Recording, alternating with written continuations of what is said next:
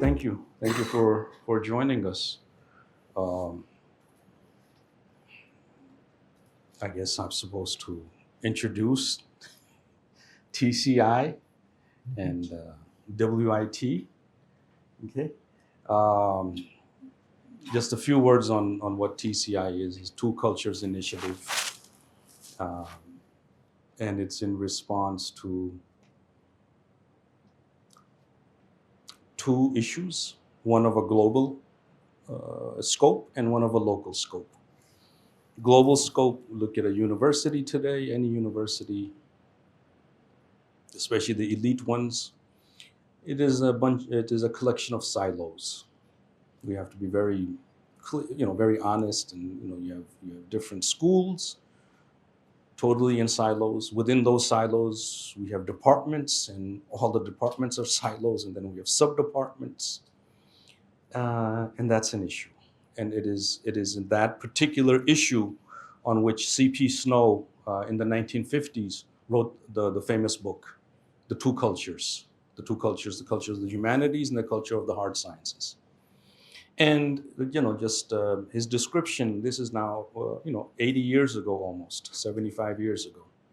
The detrimental effect of this, the inability of the two cultures to interact with each other, to at the end of the day even communicate with each other, the impact it has on scholarship for each of the two main domains, and then the subdomains within each of the domains.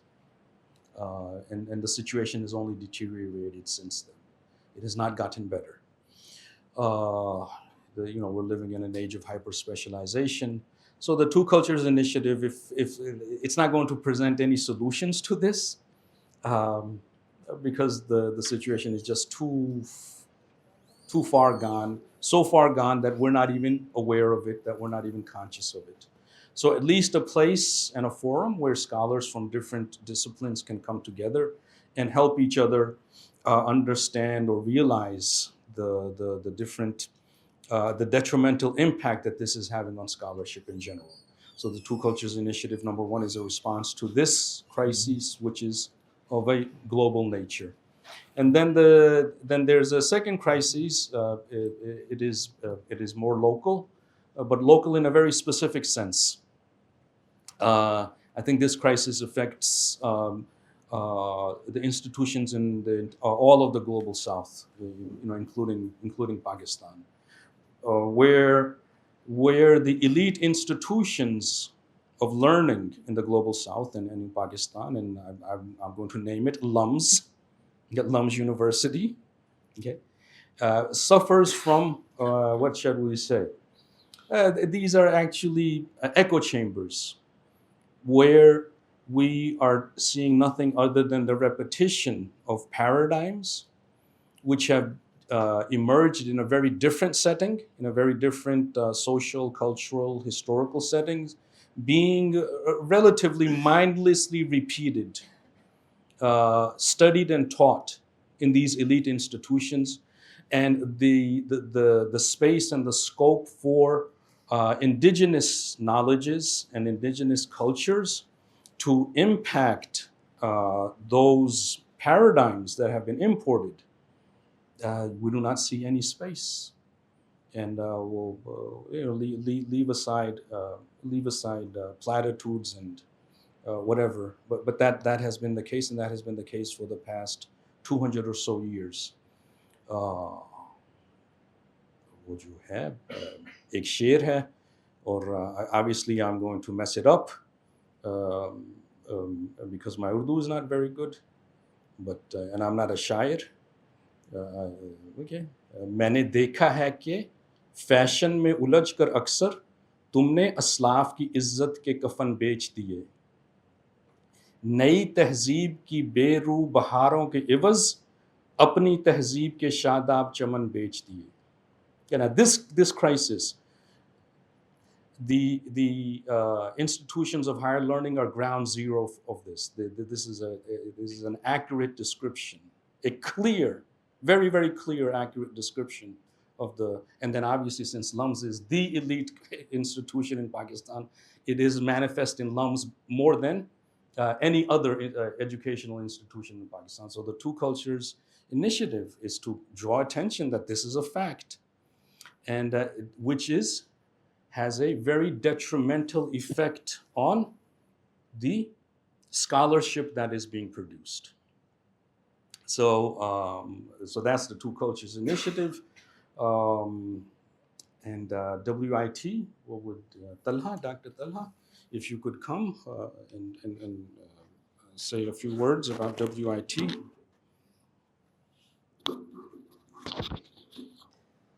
Yes, Assalamu alaikum.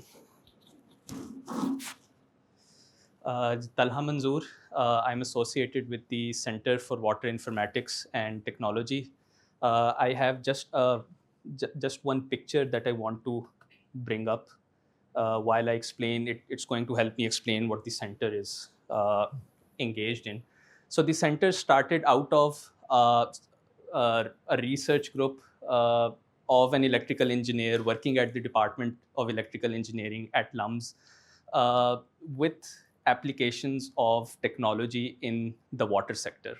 All right, so this pertains to one of our focus areas, which is Agriculture 4.0. But before I go into these, I want to maybe tell you what the meaning of informatics is. So we call ourselves the Center for Water Informatics and Technology. And informatics, we understand to mean the interaction of technology with nature and society. Right? So that is really what we mean by water informatics. And when we started these interventions of instrumenting these irrigation systems,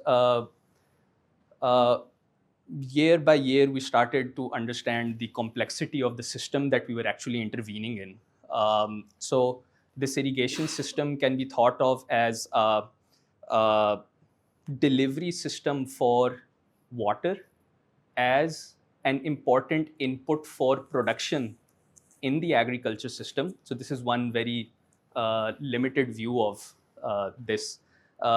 And the way in which you use water, consume it in your agriculture systems, uh, how does the delivery work? And of course, within the larger Indus Basin, the panelists are going to talk about what is the meaning of the Indus Basin really. But within this Indus Basin, technology for these more efficient deliveries of water and its consumption in this agriculture system. So this is one of our focuses. And bear in mind here that when I talk about water, it's not just the quantity of water, but it's also the and not water just as a input to production, but also the effect of water on the quality of life of the people there. So the two culture thing, I think that Indus is a very classical example of not just two cultures but many cultures, I would say. So we very quickly realized that when we're going in with these interventions and deploying these technologies, the success of those technologies depend a lot on the way in which those technologies are received or adopted.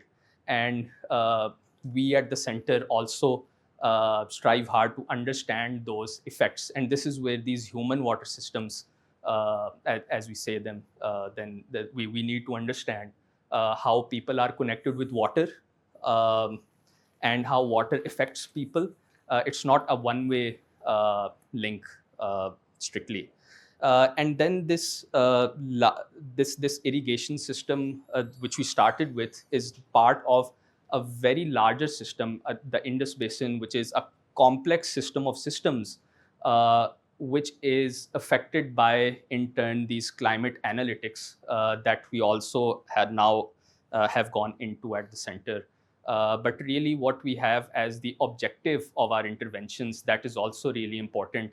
Uh, so you talk about equity, you talk about governance, you talk about policy. How are you going to actually promote those changes and go about doing what you think is best for your population, for the quality of life, to generate your economic surpluses. And this is our fourth focus area: this water governance and policy. So we look at multiple issues within this context. Um, we do instrumentation, we do a lot of observation and monitoring, not just devices, but also uh, Earth observation systems, and even social scientific methods to understand human behavior. So all that we view as part of our observation system. So impacts of environmental degradation, sectoral nexus, this nexus between the energy, water, food system, and these disruptive technologies, from which the point that I began with. So what started out as a very humble research group has now grown into this, I would say, a small institution of 30, 40 people, and even associated people within. So I don't like to say within SSC. We sit in SSC, but we have people working from all of these areas. So I think the Indus Basin is an excellent example to frame this dialogue today. And I think the collaboration with TCI is very spot on for this panel, and very excited to hear what the panelists have to say today. Thank you, Dr. Saab. Just yeah, water. No water, no life. It's very it's very simple. Some water, but hope for life. And how can we study this issue? If specialists, and they have to be specialists, they have to be at the top of their field, at the top of their game in their particular field. If they do not get together around a table and be able to communicate with each other intelligently. This is not just two cultures, this is multiple disciplines within each of the cultures: humanities, social sciences, hard sciences, applied sciences, theoretical sciences. We have to bring in quantitative methods. And how are you going to do this? This all has to do with human life, human society, human culture. How are we going to do this without storytelling, history, and art? Those things which we think are just for pastime or telling lullabies to little children. Well, that's where it begins, but it needs to be sustained with the passage of time. So I guess if we look at the title of today's panel, the Indus River Basin as a laboratory for education. Right there, we're cutting across how many different silos for Pakistan studies or for the study of Pakistan, another silo. So we are really, really privileged to have with us our panelists, and I would ask them to please come and join me, not on the proverbial stage. Okay, we will imagine this is a stage. Okay, so please, Dr. Jim Wescoat, Dr. Abu Bakr Muhammad, Dr. Fadila Nabil, Dr. Nadra Shabazz, and if she arrives, Dr. Mariam Chuktai. Please come. I belong way at the end, on the margins. Okay, so to get the discussion started, right? Well, just to let you know the format. Each of the presenters will be given upwards of 10 minutes to say a few words from the perspective of their field and their expertise. And after all of them have given their presentation, then some questions will be posed to them from, I guess, me, because I don't know. I was told that was my responsibility. Okay, and then the most important part of this entire exercise will then take place, where we'll be opening it up to questions and inputs from you, from the audience. Okay, so to set the framework of the discussion, or some of the preliminaries in the discussion, I would ask Dr. Jim Wescoat. Okay, I don't know what. Okay, I was told his affiliate to mention his affiliation, Professor Emeritus from MIT, and his expertise. One sentence: the um, leading authority on the Indus River Basin that right now in current scholarship, who has spent upwards of him personally 30 to 35 years, and it's not just him, his teacher before him is a pioneer in this. So and we learn all sorts of fantastic. Just yesterday, when we were preparing for this panel, I learned that the Indus River and the canal system that developed around the Indus River, it served as a model, if please correct me if I'm wrong, for the way that the Colorado River and the irrigation system in California and Western United States was developed. So this is so. Thank you for adding to our knowledge, and thank you for coming. And he's here as a part of the advisory board of the School of Science and Engineering. So he comes every year, and we try to take advantage of him in other ways. So Dr. Saab, thank you. Many thanks, Professor Koshal. It's a great honor to be here, and I'm just one of many in the Indus Basin scholarly community, and I'll demonstrate that by starting with a historical perspective on this basin and what makes it so extraordinary in global as well as terms of Pakistan's past and future. Do you want to click this on so that you're free? I'm okay. Yeah, and I'll start the story in 1990, which in my terms is when I began to do work with WAPTA as part of an international study on the effects of climate change and climate impacts in complex river basins. And the Nile was one, Mekong River another, Zambezi River a third, and Indus was selected as one of the key case studies. And Indus was selected for three main reasons. One is it surely qualifies as a complex river basin. And that complexity, in addition, has been documented and interpreted in scholarly terms in enormous literatures that make it a great case to study.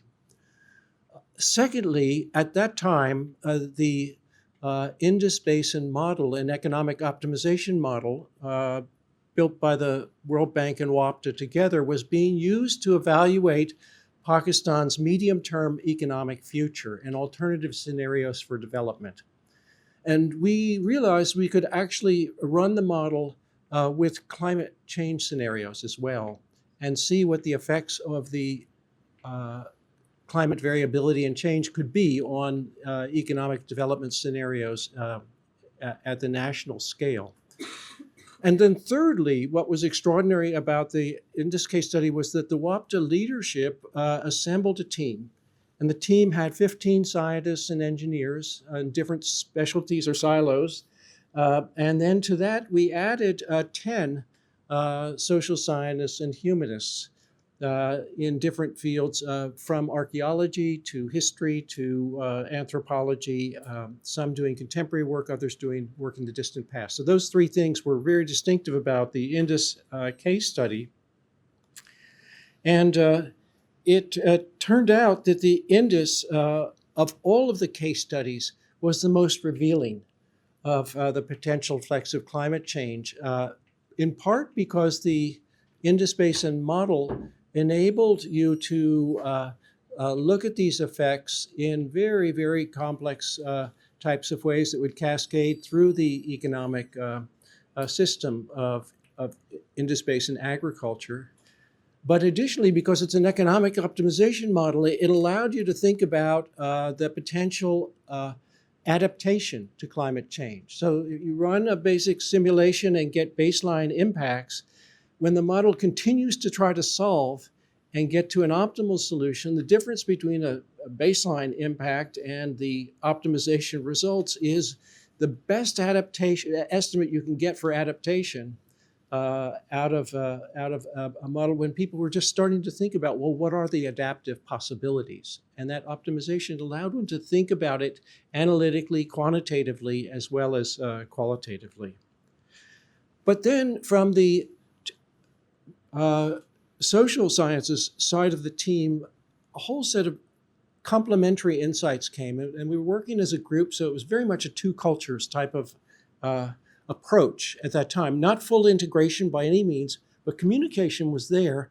And for example, our hydrologist, or rather archaeologist who was Director General Archaeology of Pakistan, Rafiq Moghul, pointed out, well, here's what we know about climate variability and change in the Harappan period. And here's what we know about how river channel change in that period led to the abandonment of settlements over wide areas in Cholistan, Bahawalpur region in particular.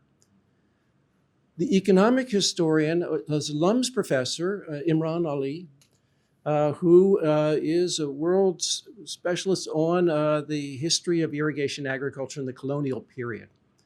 And he said, well, here's what you can learn about the performance of the colonial system, but moreover, how this portion of the basin was transformed into a irrigated region of really one of the largest in the world. And not only here's how it happened, but here's why it happened and who benefited and who did not. So those insights were unusual for climate assessment at that time. In more contemporary terms, we were also learning about the linkages with other parts of the world, so that in the colonial era at the same time of Imran's period, that connection between California, where the California engineers were sent around the world to look for models and to say, how should we develop the Central Valley of California?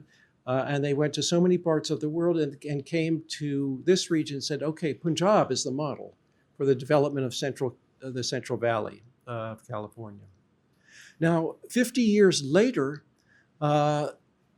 we learned that this was the time when the first formal case occurred of province of Sindh bringing a formal complaint under the Government of India Act of 1935 against the province of Punjab. And in that context, the team of engineers and lawyers from both provinces, led by a brilliant constitutional lawyer, searched around the world for different precedents and principles of equitable apportionment between the two basins. Now, it would have been amazing if they had succeeded, but this is still a live issue, and what they did and their historical experiments is of really international significance as well as regional significance. And of course, their efforts, being in 1940s, were eclipsed by independence and the partition of land and water, which transformed the entire system.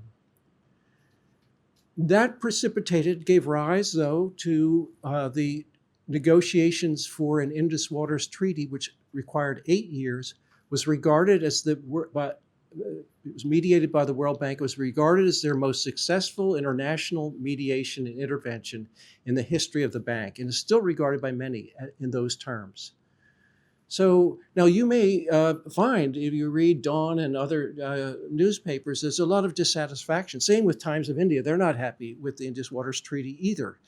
But think about what an extraordinary achievement was to get that treaty, first of all, and then to use it to create the Indus Basin Development Plan that rerouted all of the waters of the western rivers allocated to Pakistan into the canal commands of the eastern rivers and keep that canal irrigation system sustained.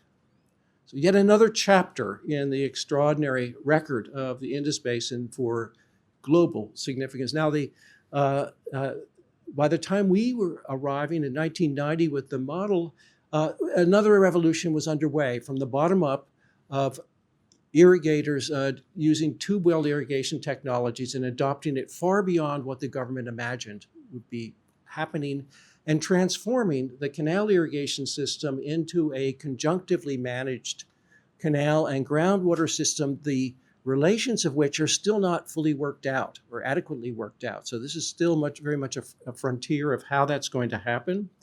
We're in the midst, though, of yet another a revolution in which digital satellite technology is becoming available in ways that had not been possible. At that time, it was all aerial photographs in those earlier eras.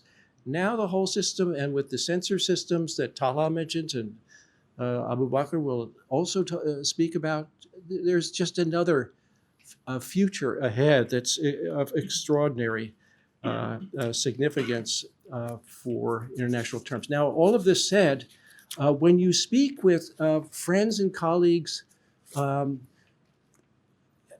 in a general nature, or read about books on contemporary perspectives and challenges in Pakistan, how often is the Indus Basin figured prominently in those assessments?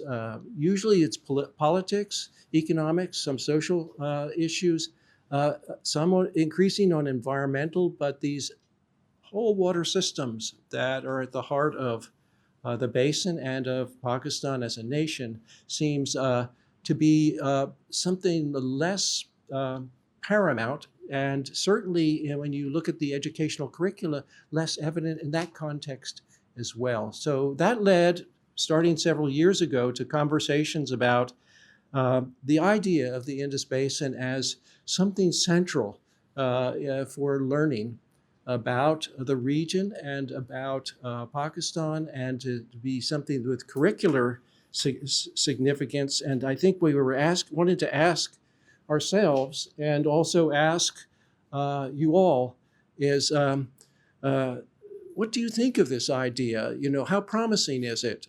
What issues does it have to face? And what difference could it make? I think that's perhaps the most significant. What difference could it make to have this be of societal consciousness on a different level? Those are my opening thoughts, and I think I pass the mic to Fazil.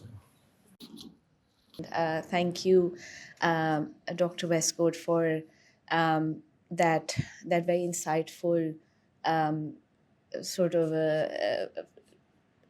an entryway into the basin's very, very rich history. I'd like to build on some of the themes that Dr. Wescoat has highlighted in when he discussed the basin's history and the many transformations that the basin has been home to highlight really two strands. First, how the basin and its ecosystems have been, and the basin's history has been marked by monumental, large-scale hydraulic infrastructure projects that have transformed the basin, and equally, how the basin has been a test bed for these global water governance approaches over its history, the pre-colonial period, the colonial period, the post-colonial period, and fast forward to the contemporary period.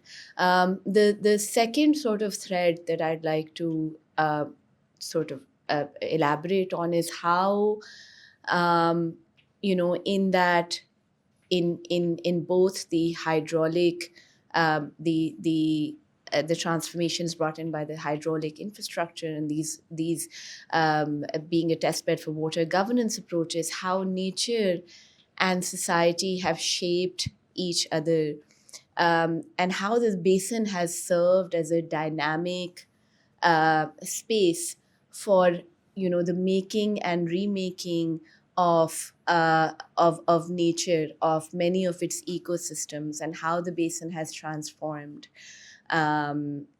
across different historical periods. To set the context, really to start off, some very telling statistics. Some of them Dr. Wescoat touched upon.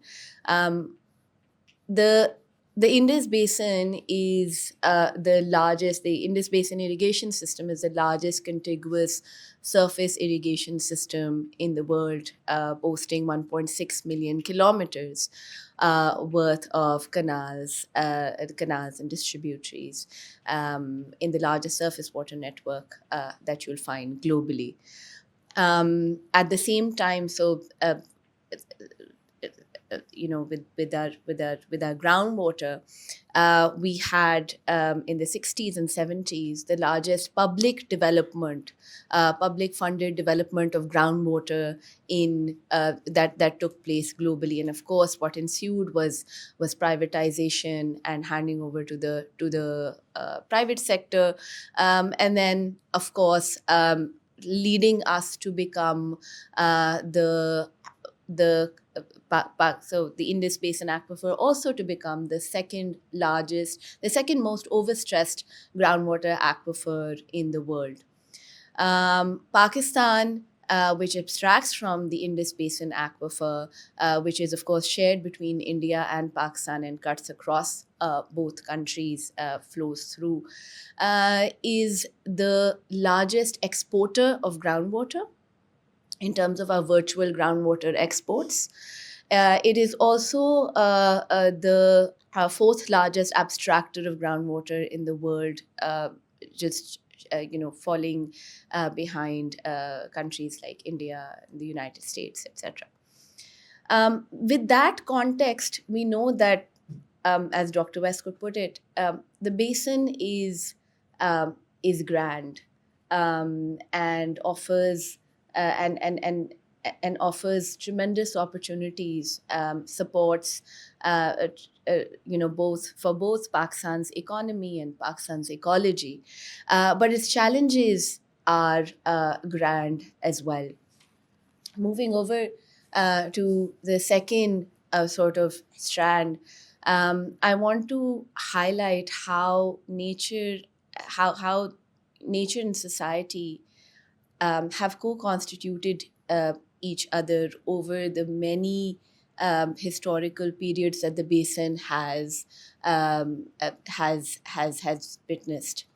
Whether you talk about the canal colonies that the British instituted, and how they transformed an arid landscape into fertile agricultural zones, and then there's a whole body of research on the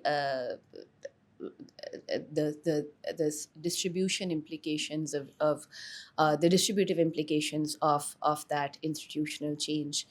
Whether you talk about these decentralization reforms that the basin underwent in 1990s, whether you talk about the public development of groundwater and then its privatization, and fast forward into the current scenario, we're witnessing another transformation. Federalism and the fact that water is a provincial subject in Pakistan. We're witnessing very recently there have been changes in water laws. Punjab and KP coming up with new water legislation that is waiting to really go into effect. Sindh coming up with an integrated water management policy, but then again, many provinces moving towards these integrated water management governance frameworks.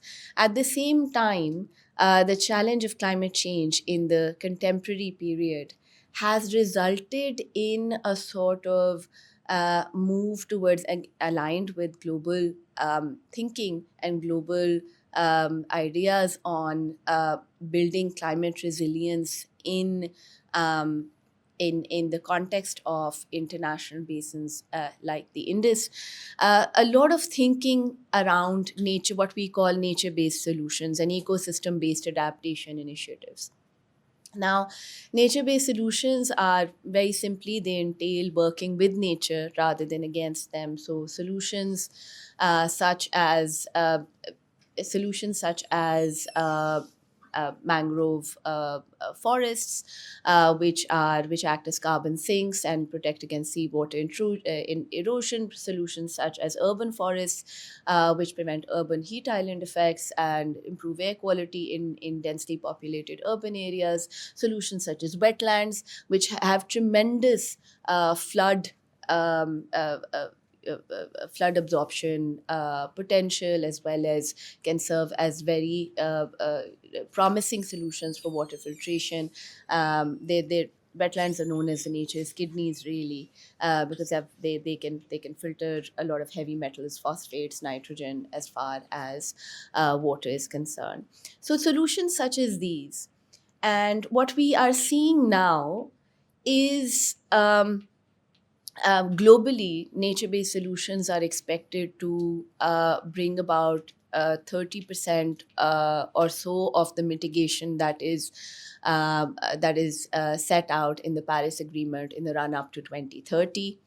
Locally, nationally in Pakistan, we are seeing, in line with global policy, in line with Pakistan's climate commitments, we are seeing that at every level, whether it's the national climate change policy, the nationally determined contributions, the more recent national adaptation plan, and as well as the Living Indus plan, which is co-implemented with the national adaptation plan. We're seeing a predominance of these nature-based solutions as more local. We're seeing a move away from the large infrastructural projects of the past, and a move towards nature-based solutions as community focused means of community focused, community led solutions that aim to build climate resilience. So essentially, we're really in the middle of another experiment. The Indus Basin is in the middle of another experiment, if you'd like to call, all of these programs. So whether it's the 10 billion tree tsunami, whether it is Recharge Pakistan, all of these are projects that are implemented. These are ongoing projects: the 10 billion tree tsunami, Recharge Pakistan, Protected Areas Initiative. We're seeing a proliferation of the thinking around ecosystem-based adaptation initiatives. And while the thinking is promising, it yields it's hopeful. We really need to think about what we need to be wary of. What is it that we need to watch out for? Yes, and NBS and EBA approaches are the new kid on the block as far as this experimental testing ground is concerned.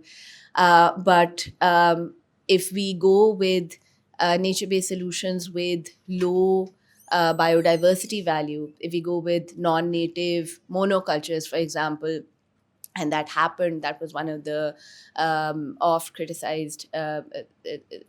off-cited reasons for the criticism of the 10 billion tree tsunami. If we go with non-native monocultures and go with nature-based solutions of low biodiversity value, then we really, we're really setting ourselves up for trouble. With these, we also need to think about the relationship again between nature-based solutions and carbon markets, and whether they will whether they will end up being too attractive to fossil fuel industries, particularly with the opening up of carbon markets in Pakistan. And again, think about the potential, the true potential of these solutions to help the communities, particularly marginalized communities, and build their resilience to better wash solutions and more water security and climate resilience on ground. With that, the Indus Basin, um, you know, so just wrapping up, it has served as you know, it has offered a very rich um, uh, account of and a very rich learning platform for various water governance approaches, and now increasingly at the intersection of water and climate governance approaches, um, which offer tremendous learning opportunities for both the history, the interaction between nature and society, and the future of sustainable development in Pakistan. I'd like to hand over to Dr. Abu Bakr um, to continue. Dr. Abu Bakr Muhammad, faculty member at the School of Science and Engineering in the Electrical Engineering Department. And something to think about. Someone in the Electrical Engineering Department took the initiative to set up WIT. So, someone who is actually thinking outside of the box and thinking of how his particular field is relevant to or replicable to areas which are at a surface level have nothing to do with electricity. So Dr. Abdul Bakr Muhammad. So I think I would like to begin by connecting on this connection that was pointed out by multiple people here, that in the water management sort of world, there are these cross learnings where when you're trying to set up a water system in California and their water managers are visiting the Indus Basin to see what can be learned. And that is why the Indus was called as a laboratory. And I think this is where we picked up the word laboratory to be included in the title, that in Indus is one of those wonderful systems where the world can come and learn from us.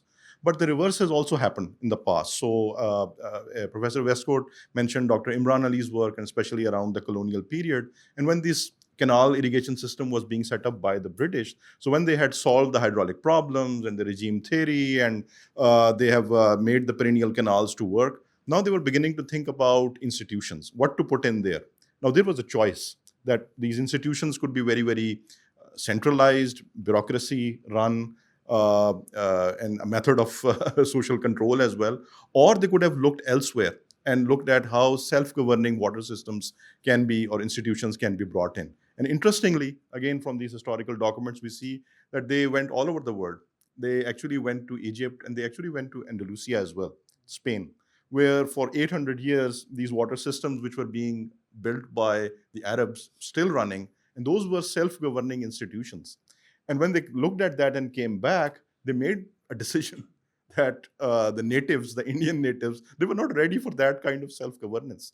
So, I mean, really, these are the kind of choices that we are talking about, these learnings. Even when you see the laboratories, this laboratory in Spain has been running on for now more than 800 years, very, very effective. But it also depends on us, who are the learners, who will go there and visit the laboratory and carry those learnings back.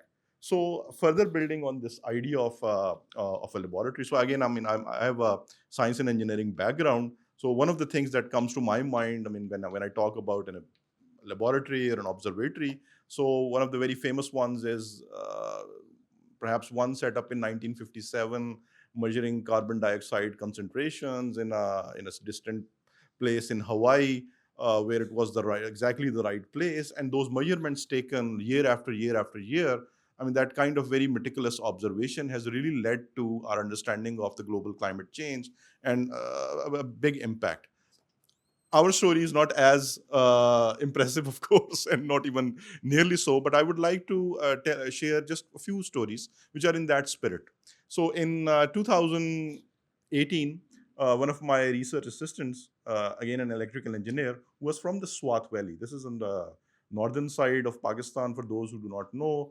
And between 2008 and 2010, there was a lot of turbulence there. The Taliban had taken over that particular place. So this person who is from the Swat Valley, he proposed that, well, why don't we just build climate stations that can measure snowfall, and we can study the variation of the snowfall. And we had a certain experiment running for a number of years before that, where we were measuring canal flows. And it was basically the same technology. And I encouraged him, okay, yeah, if you are from the locality, we don't need to ask a university to partner with us. You are there, you can just go and install that thing. So we started from there.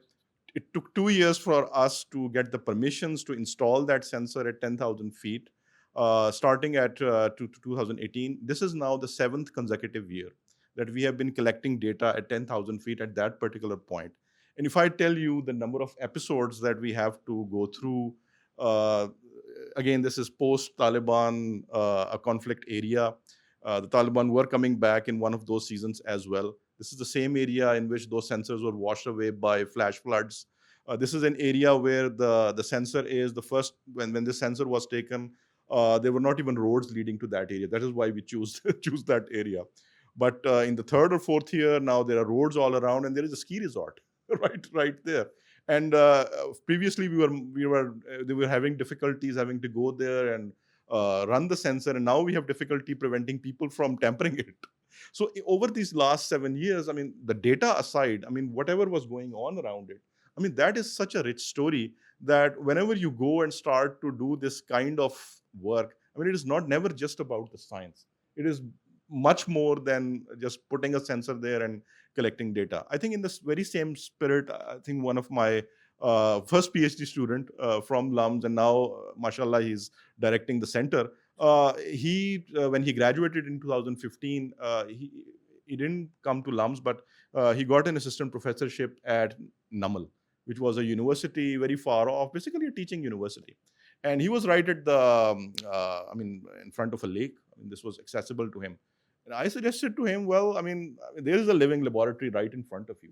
So why don't you just start using this place? I mean, you won't find graduate students there, but you have a wonderful hydrological system there. And why don't you just start collecting data, looking at what's going on?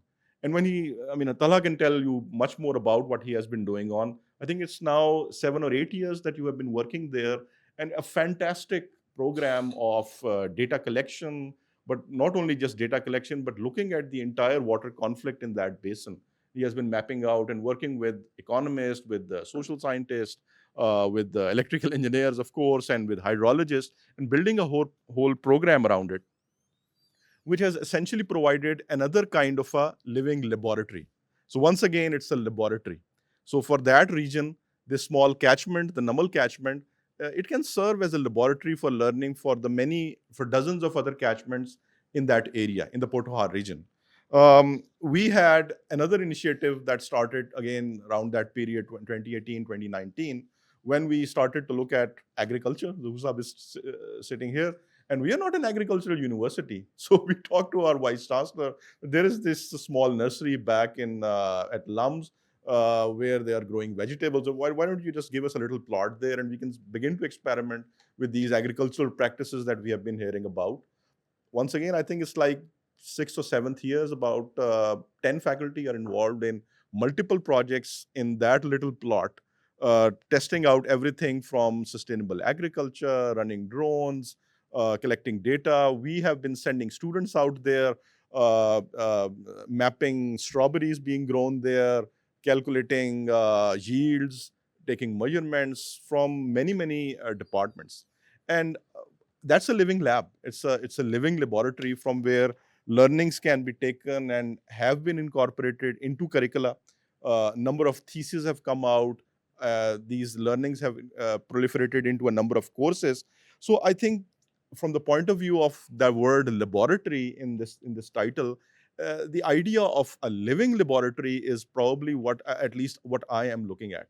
That what we are doing at this little small scale. Now, if I look at the entire Indus Basin, I mean, what a wonderful laboratory that is for us to not only have a lens into the hydrological cycle of the water management, but whatever else is going on. So, as we will soon hear from our colleagues on the the art and design side of things, on the science side of things, on the anthropology, the politics of water side of things. There is so much to learn just from this taking this water system and thinking of educational opportunities. So also I wanted to sort of point out that the Indus Basin, as has been rightly pointed out, I mean, it's immense. It's of immense hydrological complexity. It spans not only just Pakistan but neighboring countries from India, from parts of Afghanistan, and some parts of China as well. But there are some parts of Pakistan which are missing, and that is also something that we need to think about when we think about the Indus and the Indus Basin as a laboratory for studying of education for studying Pakistan. What do we really mean by that? And I think those are the kind of questions that are very exciting to think about. And it is exactly these kind of transdisciplinary approaches where you start off with a technical study and then you begin a collaboration. And I have a collaboration going on with Professor Wescoat now for a number of years, where we have also imagined the Indus Basin as a garden in a number of articles, where when we were looking at allocation mechanisms, and it occurred to us that, well, there is altruism in that, and there is also greedy behavior in that. So what kind of high ideals are we really striving for when we are looking about mundane issues, everyday management issues about water allocation and water regulation, etc. So I would actually just sort of pause here to just give a pitch for, I think, more reflective thinking on the idea of a laboratory. What does it mean to be a laboratory of education? And perhaps this experience of using these living labs that we have already very successfully done at small scales, can this be scaled up at a much higher level and probably bring in more disciplines and more perspectives than we already are? Thank you. Thank you, Dr. Saab. Our last presenter is, I mean, imagine, can anyone imagine what would art history have anything to contribute to the discussion we're having here? I mean, how could we have what do art historians have to tell us about anything valuable? Yes, nice pictures, or bahut khoobsurat hai. Yes, for aesthetic purposes, to have nice on our walls. But do they have anything valuable to tell us about these really, really important, almost literally life and death issues, and that right, that have been touched upon by our previous three speakers. So let us see if an art historian has anything valuable to tell us, to teach us in this, to contribute to this discussion. And we're really fortunate to have Dr. Nadra Shabazz, a colleague in the School of Humanities and Social Sciences, art historian who has won a number of prizes.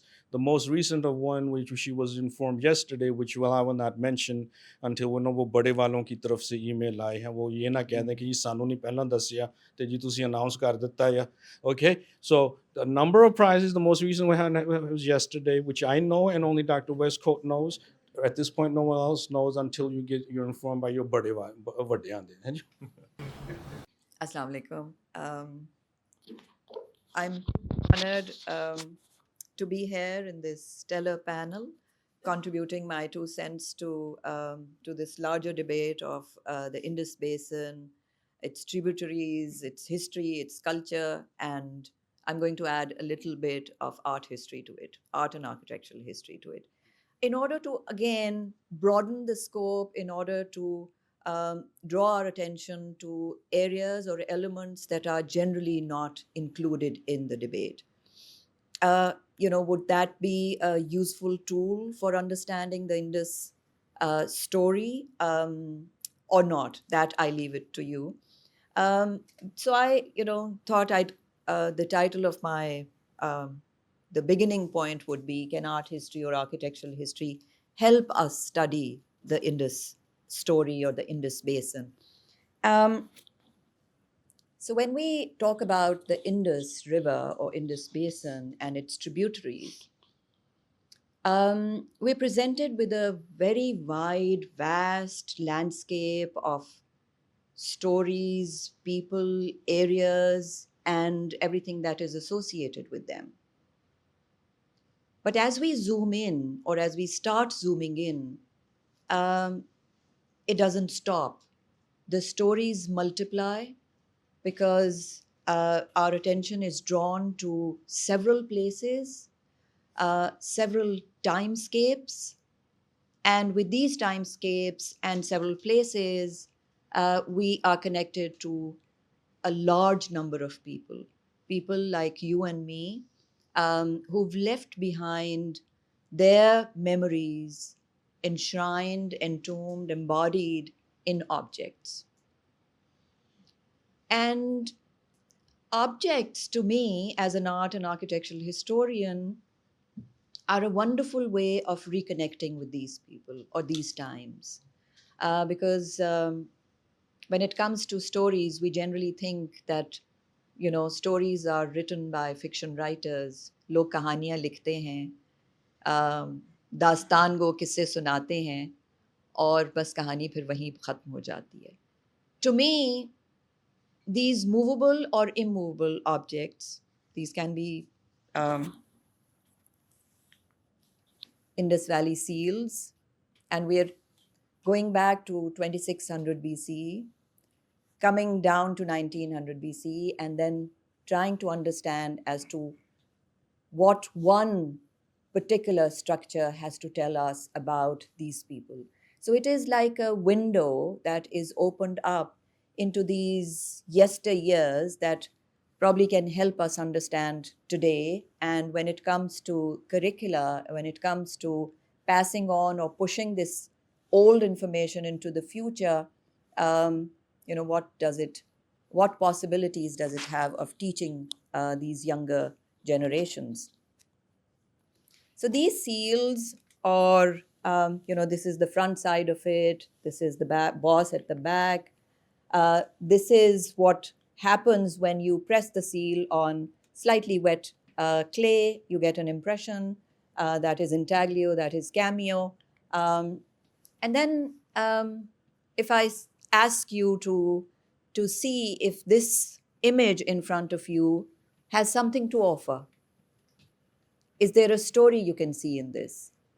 Are there certain elements that evoke a sense of connection to something you've seen, you've experienced, or not? This yogic pose, the horned headdress, animals, and these animals themselves, the sign of the fish at the top, are again indicators of what this land and their people must have experienced. They must have worn these horned headdresses to express their power and might, or their supremacy over something. These wetland animals that we have here, the rhinoceros or the water buffalo or the elephant, are again indicative of what these environments were like. How about this?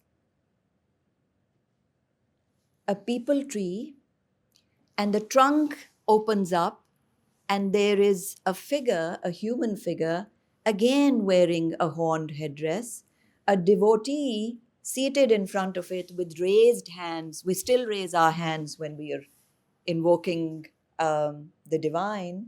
A ram at the back, the fish sign again, 6 devotees, 7 in fact, at the back, at the immediate foreground. So again, we cannot decipher the inscriptions on these. We do not for sure know what is being done, but we have experienced similar things, and that helps us understand what may be going on. So coming down to the Two Cultures Initiative, back to, just picking up where am I with my story here? What am I doing here? Water Initiative, Two Cultures Initiative. Two Cultures Initiative is helping people like me to come and, talk about what I think is also important. My co-panelists have given you this wonderful, wonderful research that they've experienced, and they've collected data. I haven't collected any data in the living Indus Basin. I live in the past. I'm a historian, and I live, study pictures. And I thought what I'd bring today, connected to water, is the Great Bath of Mohenjo-daro. Now, what does this building tell us? Where is it located? How was it positioned in comparison to the rest of the buildings? At a higher citadel-like, higher vantage point? Was it meant for the ordinary? Probably not. Does this tell us anything about the uses of water in those times? How much water would this have contained? Around 1,600 cubic meters. How was this water, filled into this tank? By a well which is placed nearby, which is around 15 meters deep by hand. And then this has a layer of bitumen which is around 3 centimeters thick, which makes it watertight. The floor of the tank is sloping, so the water is drained easily out of it. And then we have these platforms where people must have stood. And so one thing this definitely tells us is that water was celebrated in the Indus life, in the lives of these Indus people. They had rituals that celebrated water, rituals around water. And this is done in public places. The private places also had the use of water as a ritual cleansing, which is bodily cleansing, which is metaphorical cleansing. So the water ideology for the Indus people was very important. How do we know how important this is? By the presence of this great bath, by finding references of bathing facilities in individual houses, by finding a lot of wells with these wedge-shaped bricks that were specifically created to actually take up this circular shape, by brick-lined wells, how they were dug, so that technology. And so once this ritualistic bathing activity is over, what is done with water? The Indus Valley drainage system is phenomenal.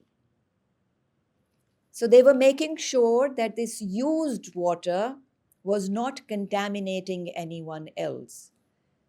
It was drained out of the city.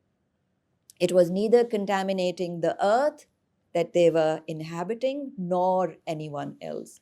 So what do we have? We have these covered drainage paths. Some of them were so deep that human beings could get into them and clean them. And the others were covered up with these flat limestone blocks. So again, how much does it tell us about these people? Water itself, its use in those ancient times. Scholars have given it the title water splendor, which is a translation of a German term. My German does not exist, but I'll give it a try. It's kind of spelt as Wasser Luxus. So water splendor. So what, as you know, at the beginning of this session, Dr. Bassett said, no water, no life. But when there is water that is drawn, used, and drained at in such huge quantities, what must be going on? And then finally, around 1900 BCE, we find that this great bath is abandoned. We also find that the seals that we saw at the beginning stopped being crafted. We also saw that gradually the civilization went away. So there have been many theories about, what catastrophe may have hit them, what may have happened. The Aryan theory, which is of course still under discussion and it hasn't been agreed upon. Was there a massive killing taking place? Nobody actually kind of agrees to that. One theory that has been posited by an anthropological archaeologist who served at the University of Pennsylvania, Gregory possible. I would like to quote what he said. He said, "The abandonment of the Great Bath is a moment of considerable importance as it can be seen as the beginning of the end. There was only one good legitimate way of doing things, and that was according to the Indus ideology. This would account for the tightness and sameness that many researchers on the Indus civilization have seen. In the end, their ideology made the Indus people who they were, but it may have proved to be their undoing as well." End quote. What are we experiencing today? What is happening to river? What are we doing to water today? How are these water sites being abandoned? And what care is being taken care of? What attention has it elicited in us? So I leave these questions with you, and I turn to my panelists for more fruitful discussion on it. Thank you very much. Just a collective round of applause for all of the presenters, please. Thank you. And I think from each of them, all of us, right? We've had something added, and how we didn't know this. We didn't know this. For us as non-specialists in the field, each one of them have contributed something like, whoa, I didn't know that. This is and how important it is, how important and significant it is to the discussion of the topic. Okay. Yeah, just as Dr. Wescoat, right, in his starting, right, what can an archaeologist possibly contribute to the study of the Indus River Basin, especially its designing and its whatever development, so on and so forth. And it doesn't make any sense. They just study old stuff. Well, the archaeologist made the chief archaeologist of Pakistan made it very important that we have records of in the past of how this, when and how, or at least when and how much the drying up took place and where it took place. And you can probably chart out a pattern in the aftermath of that. From there all the way up to that is an archaeologist's contribution. Here's an art historian's contribution. Just by looking at the structure of the wells and their design and what types of bricks are being used, right? They can come up with they can construct a story for a people who have left behind stories in a language which we right now cannot understand. Okay, so that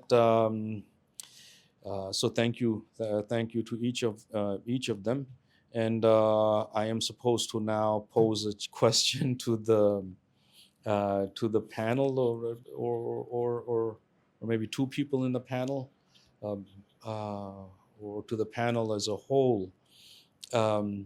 If in 2 or 3 bullet points, what in your judgment, what do you think that if we were to treat the Indus River Basin as a laboratory in that expansive sense of the word, not in the petri dish, right? The petri dish is an example of a laboratory, one example, but the laboratory can be far more than a petri dish and far more than a laboratory in a science and engineering building. If we were to treat the Indus River as a laboratory in that sense, what are the 2 or 3 of the glaring shortcomings in our study of both the basin and then largely of society and country that could be addressed or redressed if we were to treat the Indus River as a laboratory in the more expansive sense. So, Dr. Wescoat, would you like to take a shot at that? I'll build on Dr. Walker's comments, because I think he really set the stage for this laboratory concept. And one of the things that's perhaps insightful about a laboratory that can be useful in more social and educational contexts is the nature of inquiry and experimentation, where risks are both estimated, but the ability to um, anticipate a partial success and partial failure and to learn from partial failures publicly is very difficult. It's very difficult for any public agency now to make a proposal for a project in which it may not fulfill all of the aims which it claims to be able to fulfill. And it's hard for society to also accept those mixed results when, well, the politics of water might connect with politics and society in ways that work against creative imagination in the in this domain like others. And that's why perhaps the education laboratory is so valuable, because it's in our world, and maybe students may not agree, but failure is much better as a student and in an educational context than it is in most domains of real life. That may not feel like that, but you really can bounce back. One of the things that MIT students, Dara can agree or disagree with me, but one of the things we loved about the MIT students is if you really fail on a project, there's an enthusiasm for coming back and doing it better or doing something better. People just have an extraordinary ability to kind of bounce back to the challenges that they may face. So anyway, this is an aspect of a laboratory thinking that's beyond that kind of idea of the controlled experiment, because we're really dealing with open systems. And I guess the last part of that aspect of an open system is that in the histories that we have, whether it's your country or mine, these histories have so many uncertainties and so many profound shocks that having a laboratory where you're going to be anticipating that shocks will happen and that you have to figure out strategies for dealing with them in advance as well as they happen is enormously challenging. But what better place to try to approach that than an educational context? So these are some thoughts.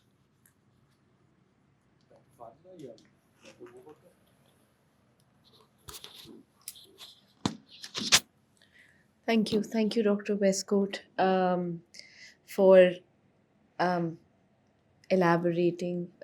emphasizing how failure can sometimes lead to good things and important learnings. I think in that space, where as to how best to utilize the Indus Basin as a laboratory for experiential learning, particularly for Pakistan's youth, which is an overwhelming majority in the population. I think, or I'd like to emphasize how important creating opportunities for climate literacy in the mainstream curriculum is. Pardon me. I think climate literacy and opportunities for climate education will introduce and will enable our young population to really build capacity for things such as where they can actually make contributions as a unifying force for the transformation of the basin in the face of climate change, or building resilience for not just engaging with innovative, using social innovation to come up with innovative climate solutions. And we see a lot of startups already, young people, leading startups that are already doing the same. But also at a more basic level to enable citizen science to inform many of the challenges on the Indus that we're studying, to enable crowdsourcing of knowledge through ordinary citizens. And I think both of these are essential. Citizen science, crowdsourcing of knowledge. Um, Imagine if ordinary residents, if you and I were enabled, or if ordinary residents were enabled to test water quality across the Indus Basin, right? Yes, PCRWR has maintained data on water quality. They do these mappings, and they maintain these data systems. But if by enabling ordinary citizens to crowdsource knowledge and put it out there for generating further learnings about the basin, to be able to not just classify, not so much quantify, but classify and be able to document the issues that people on ground are facing. Okay. Again, thank you, and especially to Dr. Nadra, because she really triggered my imagination into once again thinking about the laboratory in sort of a very imaginative and a much broader way than we scientists think of a laboratory. I think even within science and in our education, the laboratory is not being put to its most effective use. And I think all of us who have kids would testify that when our students are now going into O levels, they are given this alternative to laboratory, alternative to practicals, stopping them going into the laboratory and getting that experience of awe and looking down the microscope and seeing something for the very first time that comes at a kind of like bites at you.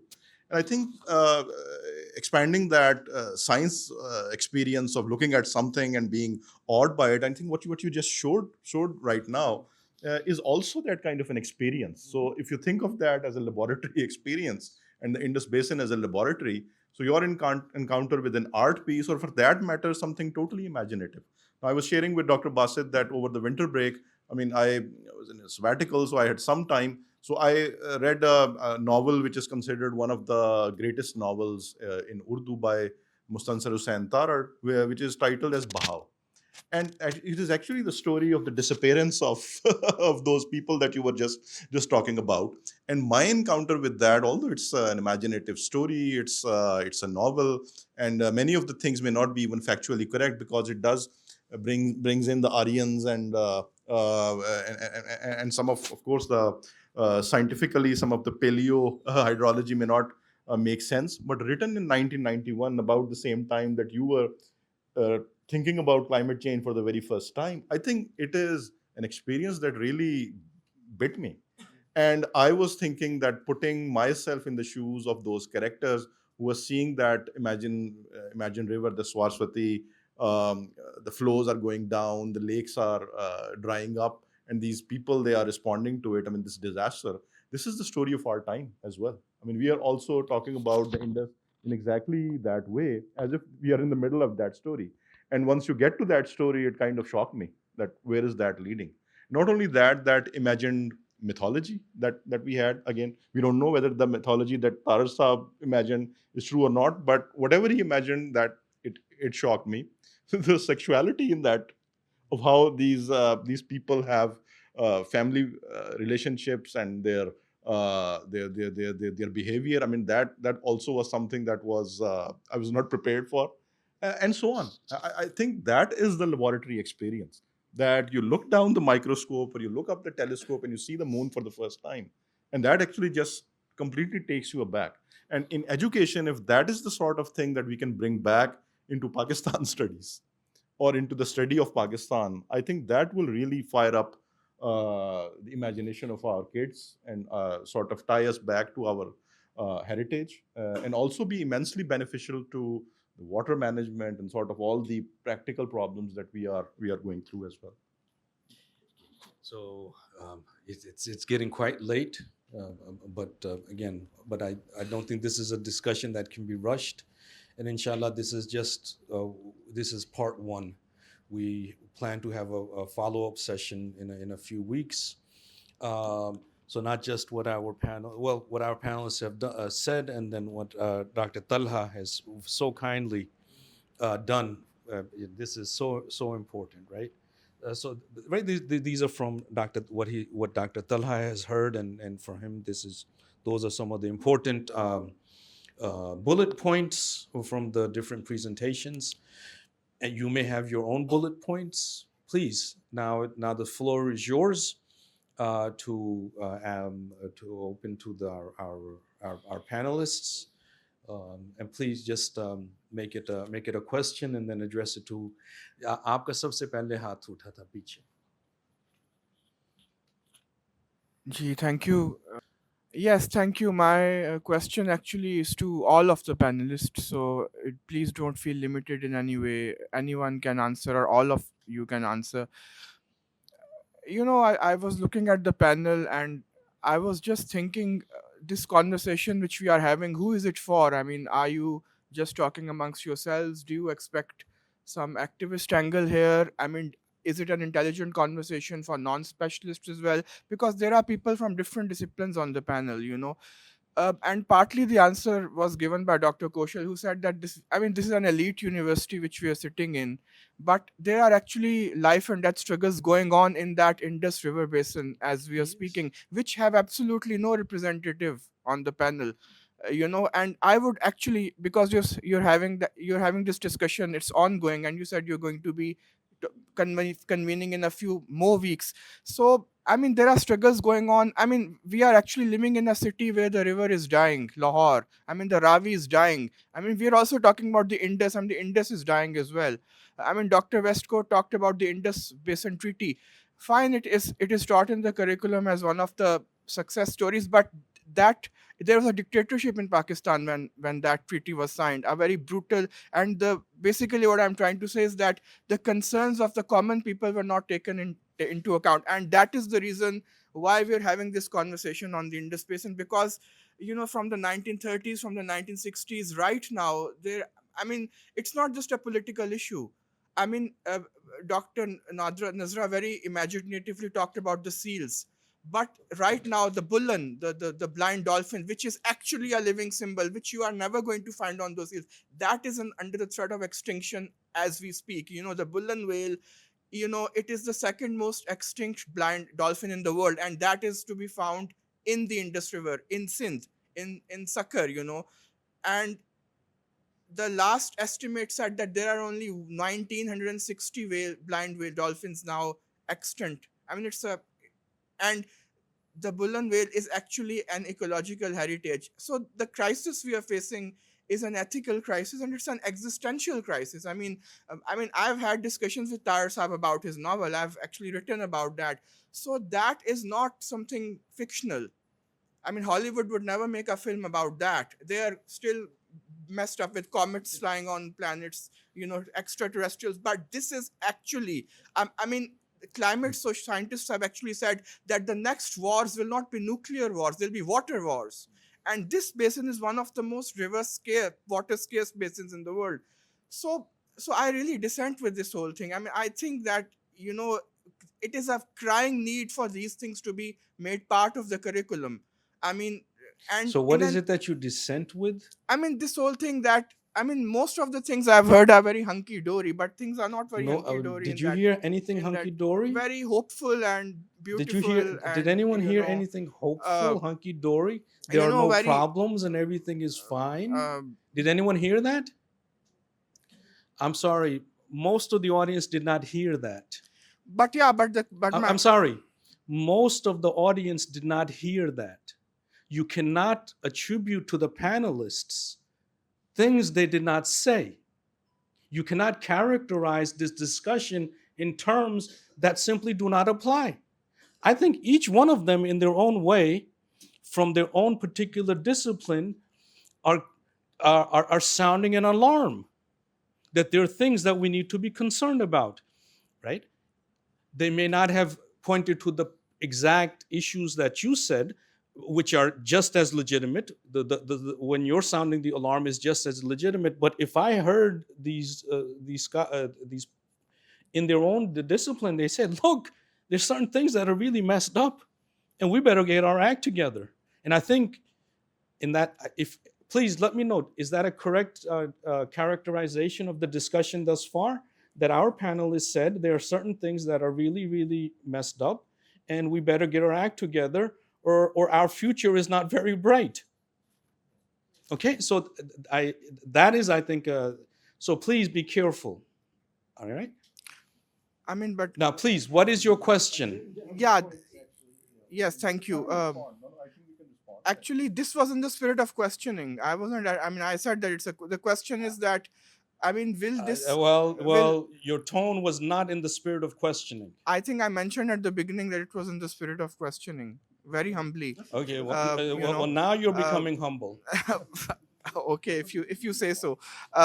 Yeah, but the question is that, I mean, is there any hope for this conversation to go outside the hallowed walls of this university and all these issues to be? So ultimately, what I'm trying to ask is that, if I may ask, how long will it take for these issues to be made part of the school and university curriculum in Pakistan? You know, this existential and ecological crisis of the Indus water basin. Thank you. Okay. Thank you. Thank you. That's a very Thanks. important question. Thank you. And if we had Dr. Mariam Chuktai, if she had arrived for unforeseeable reasons, unforeseeable circumstances, she could not join us. That is precisely the question she would have addressed, which is really important, not just outside the hallowed walls of this university and into lower level curriculum, but outside the educational setting as a whole. These issues have to go outside of the educational, and those are also two cultures, those which have become divided: the academic and the intellectual, starting from primary school all the way up to the university. Those are also divides that we have to overcome. So inshallah, the next time Dr. Chuktai is available, she will address that particular question, and also your other concern, which is really important, that we're academicians. I think with the partial exception of Dr. Fadila, whose academics actually take her into the field, and she's getting her hands dirty, and she's in the trenches. We have actual, like you said, it's life and death issues which are affecting, and so have people from that sphere also, from that silo also join us in this discussion. Inshallah, we will plan to do that. Okay. Dr. Asma. Historical. I study political science. I guess I'm going to ask Professor Wescott, because in my work I have studied ethnic movements, and water is such a bone of contention. You were also talking about federalism. Now, when you arrived in Pakistan and started working on Indus River, that's where IRSA and the Indus Water Accord come in 1990, 91. Now, we for the last few years have had contention again. Right now, it's very easy also to just blame politicians, but the fact of the matter is that these are matters of life and death. They require broad-based consensus. So you have an intelligentsia, civil society, and all political parties consensus right now in Sindh over the proposed construction of the 6 canals. And there is constant demand from almost all parties, those who are not located out in Punjab, that we need to revisit the Indus Water Accord. I'm just interested that, this is the period when all of these very important institutional developments were taking place, and we finally came up with an accord. You were around. So I've heard the political discourses around it, and maybe others can talk about it. Do you think this 91 accord, needs revisiting? Like, what is this contention about? Right, that'd be a whole new panel too. But your field is really altered dramatically since the generation when I came up, when there was a real kind of embrace of water resource economics. So the economists had to struggle to be taken seriously in the mid 20th century.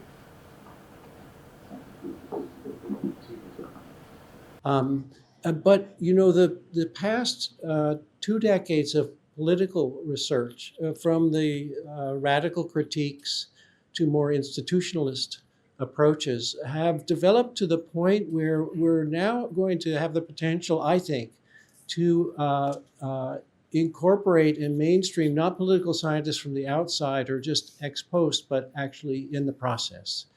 And that will, I think, address a lot of these issues in very pragmatic and practical ways that may help both the flaws of existing institutions to be adjusted, for new institutions to be designed in ways that are more promising.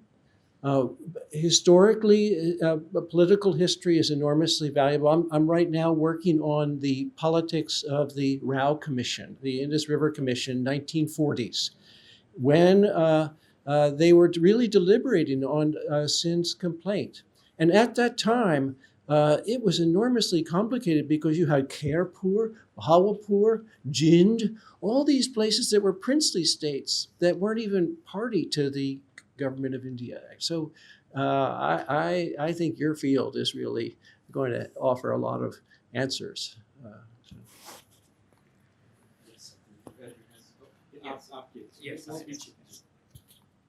Yes. Okay. Thank you for letting me ask the question. I have a question regarding sort of the role of rivers historically to where it is today. In 1890s, there was a Bible published in Multan in what is called the Lunda script, which is the script without the tail, not how Sanskrit is written. It's a script which is similar to the ancient Babylonian language. So, and that Bible exists. It's there. As per Wikipedia, that language is closer to the Babylonian language than any of the other languages. And this is Multan, central Punjab. So what it showed was that there was a commerce system that connected various river systems. And so the channels or the rivers of Punjab served as mechanisms of trade, mechanisms of social interchange, mechanisms of religious thought interchange, and of course, movement of money. And movement of money is relevant to me because Dr. Zuhra and I teach a class in the future of money movement in fintech. So, so could you comment on whether the role of water going forward is going to, so what it seems over the last few years is that these rivers have become unimportant, at least to me, as mechanisms of social interchange and mechanisms of commerce. Is that correct as an outsider looking at it? Is that a correct assessment? And what should we expect going forward for this? Thank you. Should I take or should you? I have some ideas. Yeah, I can start and then hopefully others. I'm by no means an expert on river, but I think the global perspective about rivers, what I've observed is that there is a lot of emphasis now on going back to nature, like restoring the rivers back to their natural state. So sort of a lot of these infrastructures are being undone. So in the United Kingdom, of course, our colleagues will testify those old water mills and other structures which were put in, which probably are of not much use. They're being pulled down, and the aesthetic value and the sort of cultural value that you were alluding to, there is a very strong recognition that we are going on. I think similar is in the United States. The state of the rivers are worse, but there is a lot of recognition that especially because of infrastructure building, those rivers are in a very worse off state. And there need to be some kind of a recovery. Do we really go back to what does it even mean to have that pristine natural state, or is it even the right thing to go back to that pristine natural state? I think in Pakistan, I keep getting shocked at what we are not learning from history. So I'll give you some of the bad news that you were expecting to come. These new canals, for example, the 6 canals that you mentioned, it's a total shock. We have 125, 30 years of experience of building these canal commands and development, and a lot has been written about what could have been a better way of going forward with this. Even the management structures, I pointed out earlier that even earlier on, choices could have been made where these irrigation institutions could have been more participatory, but it were not chosen. Our particular river sedimentation does not allow certain kind of hydraulics to work. So that is why the structures are very big. They are big because of a certain technical reason. But nevertheless, not allowing for or disallowing, for example, transportation along these rivers and stopping those kind of trade networks forever.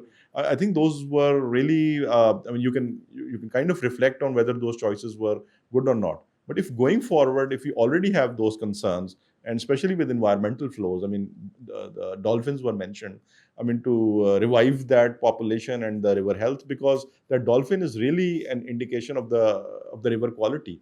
So, I mean, I worked with the WWF about 10 years back, and because of some of the conservation work, actually that population has bounced up as well. So it's not total doom and gloom, but nevertheless, the rivers are in a very, very bad state of affairs. It seems once again that from what I have experienced in the last 10 or 12 years working in the water community in Pakistan, that in panels like this, whatever is being discussed, somehow the decision makers are very, very disconnected. And the papers that we are writing, the presentations that we are making, they're kind of not falling on the right ears. In our own city, the dying river of Ravi was mentioned. I mean, the whole city is being developed right in the middle of a floodplain. How sane of a decision is that? I mean, you can even question that. So I think in Pakistan things are not looking that good as far as our relationship with the river and is concerned. But I think globally it seems that there is much more consciousness about this issue. Just to speak to your historical question, there was a lot of colonial writing about navigation on both the lower Indus, and Sindh always placed a bit more emphasis on the navigation potential. The British found that their boats did not fare well in comparison with the shallow draft local craft. Now, they tried to bring the Indus steam flotilla. It was called Up the Ravi, and even in the Akbarnama, there's one passage of a successful attempt, but not replicated. And there was a historian, Clive Dewey, who has written a whole volume on the Indus steam flotilla and its failure, basically, at the end for navigation purposes, which were superseded by the rail system. In the Mughal period, and this is where the art historian comes in. If you look at the Akbarnama paintings and all of the major historical manuscripts that the Mughals produced, the biggest water scene is always the river crossing. That was the great challenge. This is where boats were disrupted, people lost their lives. And so kind of getting to the bridging and ferrying was their big challenge. But the question that comes out of that then is what kind of circulation? I think that's partly what you're getting to. And this circulation is where this philosophy of flow actually has a lot of potential in more partially figurative terms, but to kind of look at the flows of capital that relate to the circulation of water. And I don't know that that's been taken up. So that would be a very good challenge, it seems to me. Thanks. If I have your permission, it is 8 o'clock. It's quite late. We can, like I said, inshallah, we'll have a follow-up discussion. And the follow-up discussion, if you have any suggestions, well, we are more than open to them. But even before the follow-up discussion at the end of this, we have some snacks outside. We can continue our conversation informally. You can come up to any of the panelists and benefit from them if you like. But I think for now we call an end, and I give you an advance invitation to our next session. I think all of you got an email. If you didn't get an email, please let me know or give your email address to me. We'll get you on the email list. So thank you very much for spending this evening with us. Really appreciate it. Thank you for the probing questions. Especially the very first one was deeply probing and provocative, and we need this. We need that type of passion, right? To come and disrupt, even if the passion is a little bit misdirected. That's okay. We're okay with that. But it is needed. It's desperately needed. This is too comfortable of a place I mean, London is too comfortable of a place. Okay, so thank you very much, and inshallah, hope to see you in a few weeks. Thank you to our panelists one more time.